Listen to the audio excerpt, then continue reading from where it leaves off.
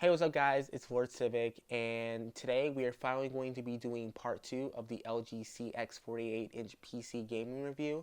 In today's video, we are going to be comparing OLED versus Ultrawide. If you remember in part 1, I did say that the LG CX 48-inch was my favorite PC gaming display ever. And even though that same sentiment remains true, after having both displays for a prolonged period of time, I realized that even though the OLED is so amazing and it's still my favorite, there is some activities in some games that I find more enjoyable to do on an ultrawide. In today's video, I'm going to be comparing OLED versus ultrawide, but more specifically, I'm going to be talking about the LG CX 48-inch, obviously because that's what the review is doing on, and the ultrawide that I have is the X35 Predator. I know there's a whole bunch of fantastic ultrawide displays, the LG one, the ASUS one, the X35 Predator that I have here, and then there's also fantastic super ultra wide displays, which I haven't had the honor of actually seeing one in person or using one, but I've heard absolutely fantastic things about them. So in today's video, when I make comparisons, I might talk about the 200 Hz on the X35 Predator, and I'm going to be talking about the 120 Hz on the OLED, but this is more so like an OLED versus ultra wide. Before we hop in, if you guys have any questions about anything I'm talking about in this video, please make sure to comment them below. And if you haven't already, please make sure to hit that like, subscribe button. With saying that, let's hop right in. So the first thing we're going to talk about is gaming. And before we hop into the whole nitty gritty of this game looks better on OLED, this game looks better on ultra wide, or like specific genres and stuff like that, I think we should make like a basic premise about the things I like about each display and things I dislike and which one does better in each category. So first and foremost, HDR. I think that one just automatically goes to the OLED, and that is because it is it depends on the type of equipment you bring to the table, but honestly, if you have the type of equipment, you literally have to make no sacrifices at all. You can do full 4K 120 Hz with 10-bit HDR with an HDMI 2.1 capable GPU, the like new 3000 series Nvidia cards support. And the thing about that is yes, you can do 10-bit HDR on, let's say, the X35 Predator, but if you want to do that, you can no longer do 200 Hz. I believe if you want to do 10-bit HDR, I think you have to lower the FPS to 120 or 144 Hz, and that's not even getting into play the whole thing about OLEDs being able to do perfect contrast, perfect blacks, and perfect whites. And then also like just color accuracy even out of the box before you even professionally calibrate, which I've touched on so many times. If you're looking at OLED, definitely check out my professional calibrated video I'll put in the description below. But with saying that, even out of the box, an OLED is more color accurate and stuff than probably maybe 75% of the gaming monitors you're gonna find on the market. And that ties into my next point, which is FPS. Now, the OLED can reach up to 120 Hz, 4K, 120 Hz with HDR 10-bit. Thing about that is you're really at most times not going to be getting even close to that performance depending on a specific game that you're playing. Even me with my 3090, I find it very hard to push up to 120 Hz unless you're playing something like something super well optimized like Doom or Destiny, or you're playing a very lower demanding game, something like Overwatch or like League of Legends and different stuff like that. But the ultrawide, and I know this doesn't pertain to every ultrawide, can reach up to 200 Hertz. That is absolutely insane. There is a there's already a huge jump from 30 to 60, and then there's another jump from 60 to 120. And I know it's kind of hard for a lot of people to see, but I played like I know like the way to like tell the difference between 200 Hertz. I haven't seen above 200 Hertz yet. I hope to get my hand on a monitor display that can do that. But there, to me anyway, is a huge difference between 120 Hertz to 200 Hertz. And you could be saying, okay, so let me just get the higher refresh rate monitor. But then that ties into my next point. Resolution and aspect ratio. The ultrawide is absolutely fantastic. Playing games at a 21:9 aspect ratio and being able to just see so much of the game is just absolutely insane. And 1440p is not a bad resolution to play at as well. But an OLED is absolutely insane when it comes to picture quality, and that's not even to account the extra 4K resolution. There is so many games where, yes, I see a lot with the aspect ratio on the ultrawide, but you also see a freaking lot when you play on the OLED, not only because of just the resolution, but also just of the I don't know the exact technical specifications of why OLED looks better than, let's say, like LCD and different stuff like that, but it just does, and it is impressive. Games like Red Dead Redemption, Control, Metro Exodus, which is kind of like a case, which I'm going to talk about in a second, look absolutely bonkers on an OLED. Like, absolutely bonkers. There's so much vast detail that is lost out on lower resolutions and I guess less impressive displays that it's kind of like, should I play this on OLED or should I play with the extra aspect ratio of ultrawide? And it's really like a toss and turn about like which display should I play on. And that leads to my next point, which comes to two factors really when choosing OLED versus ultrawide.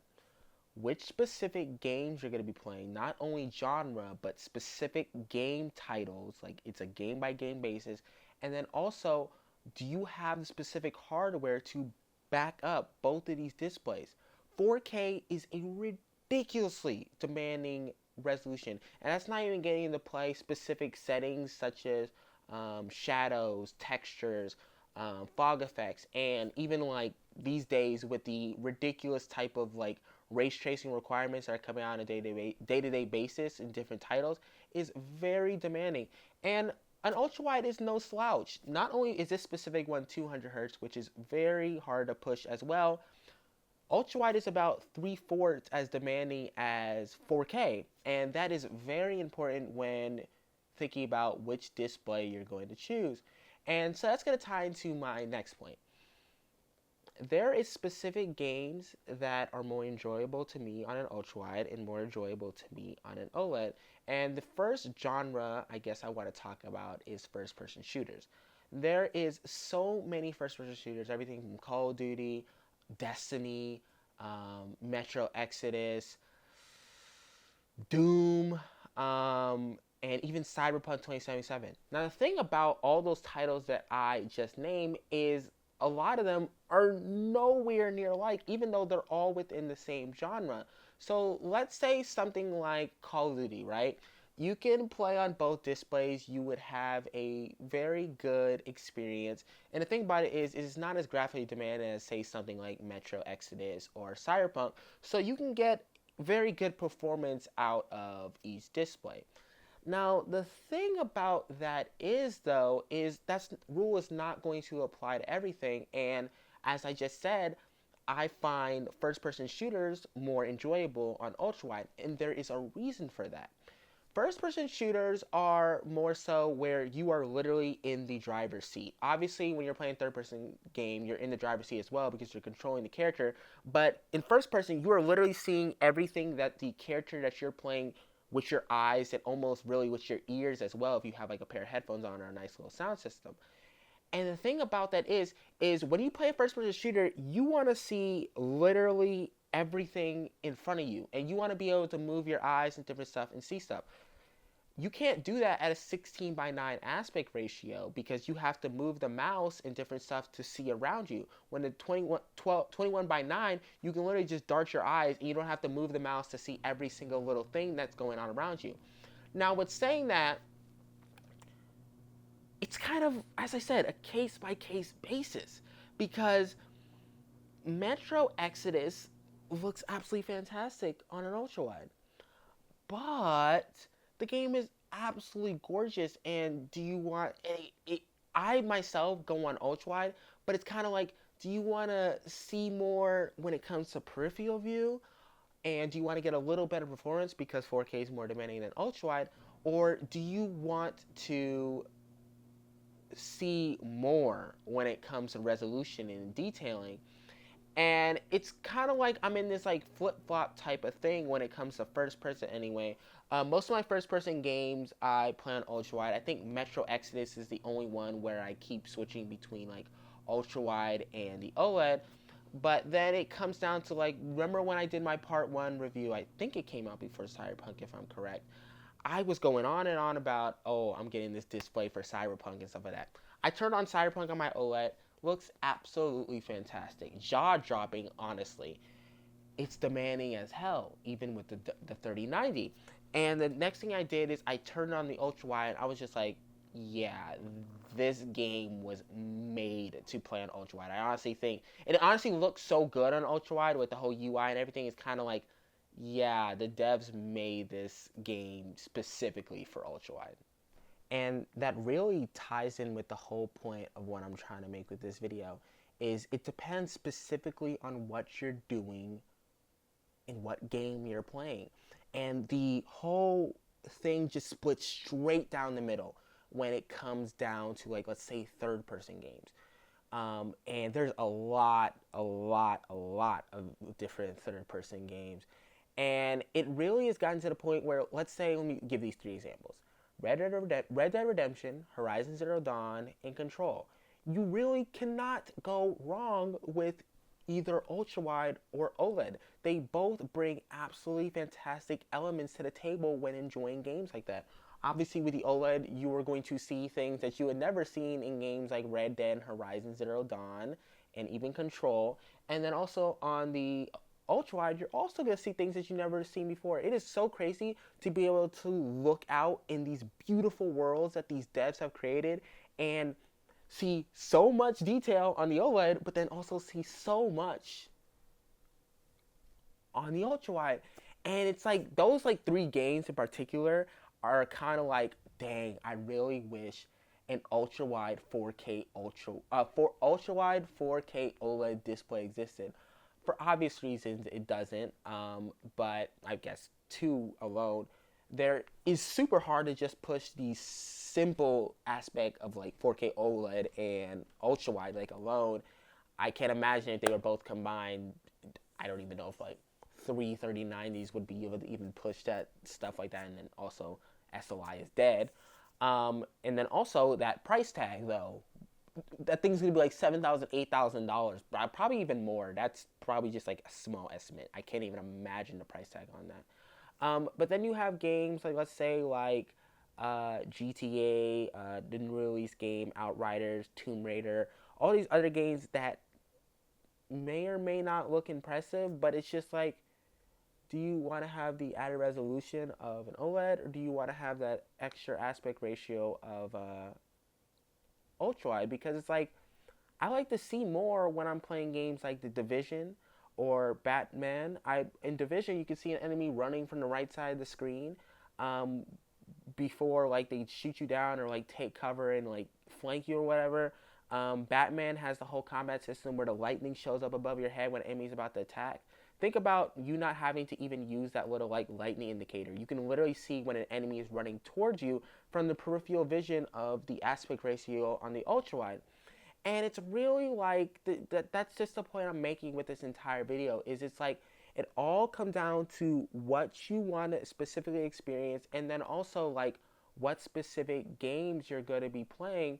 And obviously there's a whole thing of like, do you have the footprint to be even associate with these monitors, or TV and monitor, because these things are big. 35 inches and 48 inches is not something that's easily fit on desk. So you got to make sure you have the space for it first. And then also there's the case of you're never going to get burn-in on an ultrawide. Obviously LG has done a whole bunch of stuff from their previous OLEDs to make it where it is very, very, very difficult to get burn-in, or it's longer till you get burn-in anyway, I guess I should say. And then, I guess I should have spoke about this in the video. Editing and just regular work or like web browsing is you really can't go wrong on each display. Obviously, the ultrawide is going to bring, I guess, a cool little element to the table because you have more room. You can like, it's really cool putting windows on the left and right side of the screen. But then when it comes to editing, even though it might look good on an ultrawide and you have that extra room for your like timeline and everything, um, it's going to look better on the OLED because it's just like colors are more accurately represented and just different other stuff like that.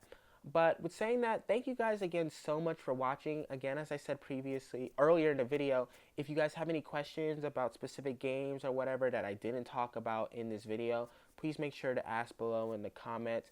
I plan on doing a part 3 for the 48-inch CX. I haven't decided exactly what I'm going to talk about, but if there's anything you do want me to talk about, please make sure to also comment that below. Also look forward to the LG CX 77-inch part 2 video that I'm going to be doing very soon. Again, thank you guys again so much for watching. Please make sure to hit that like, subscribe button. And with saying that, I hope you guys have a good day.